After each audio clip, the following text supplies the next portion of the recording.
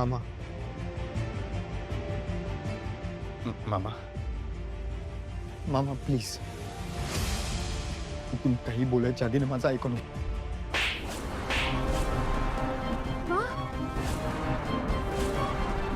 भारती मामा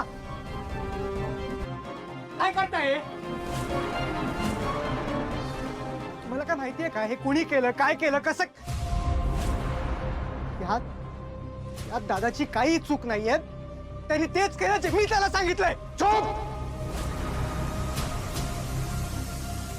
एक शब्द पण ऐकून घेणार नाही मी तुमचा. अरे असल तुम्ही मालक, केले असतील तुम्ही माझ्यावर उपकार, पण आता मी एका मुलीचा बाप आहे. गरीब का असना पण पोरीचा बाप आहे. या बापाच्या भावनांची खेळला तुम्ही, त्याची टिंगल केलीत.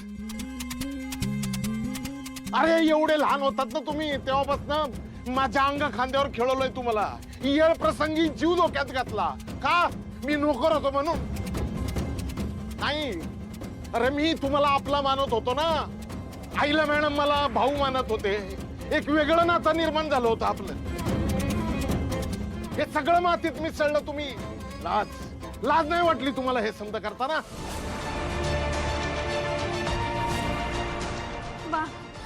बा एक नाही बघ, तू तू तू समजतोय तसं अजिबात नाहीये. तू एकदा ऐकून तर घे ना त्यांचं. जागा आहे का काही बोलायला? आहे का?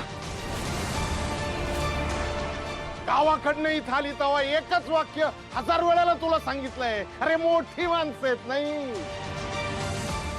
ह्यांचे पाय जमिनीला लागतच नाहीत. अरे ह्यांच्या दृष्टीने आपण खेळणं. त्यांचं मन भरते आपल्या बरोबर खेळतील, मन भरून झालं की फेकून देतील.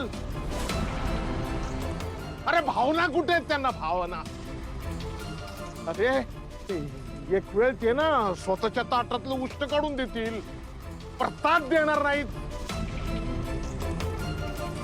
अरू आपण नोकर होतो, आपण नोकर आहोत आणि आपण नोकर राहणार.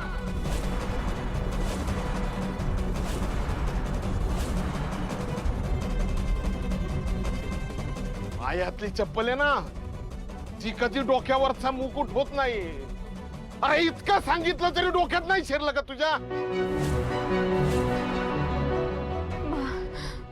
बा